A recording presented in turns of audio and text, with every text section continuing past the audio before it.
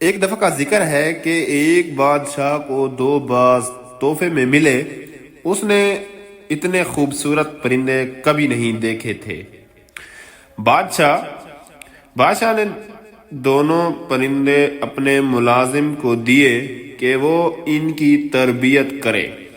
ایک دن ملازم نے بادشاہ کو بتایا کہ ایک پرندہ اونچی اڑان اڑ رہا ہے اور دوسرا جس دن سے آیا ہے اپنی شاخ سے نہیں اڑ پا رہا۔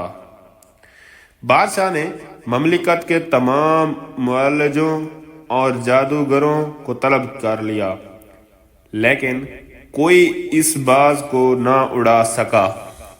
بادشاہ نے اپنے مشیروں کے سامنے یہ مسئلہ رکھا۔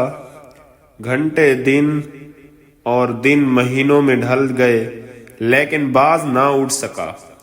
بادشاہ نے کسی ایسے شخص کو بلانے کا فیصلہ کیا کہ جو قدرت سے گہری دلچسپی رکھتا ہو۔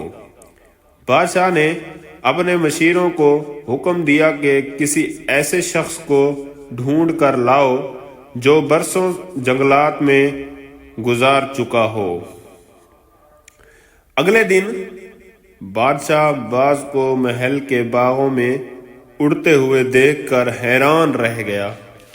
بادشاہ نے اس شخص کو طلب کیا جس نے باز کو اڑایا تھا۔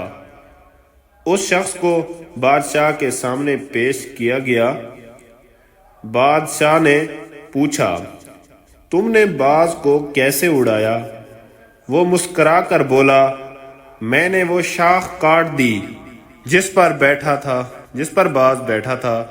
آگے بڑھنے کے مواقع بہت ہیں لیکن ہم آگے بڑھنے کی کوشش نہیں کرتے۔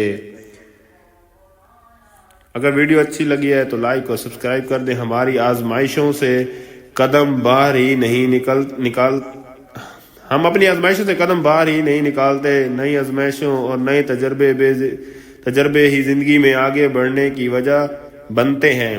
آزمائشوں کا مقابلہ کریں، یہی کامیابی کا واحد راستہ ہے۔ مہربانی ویڈیو دیکھنے کے لیے۔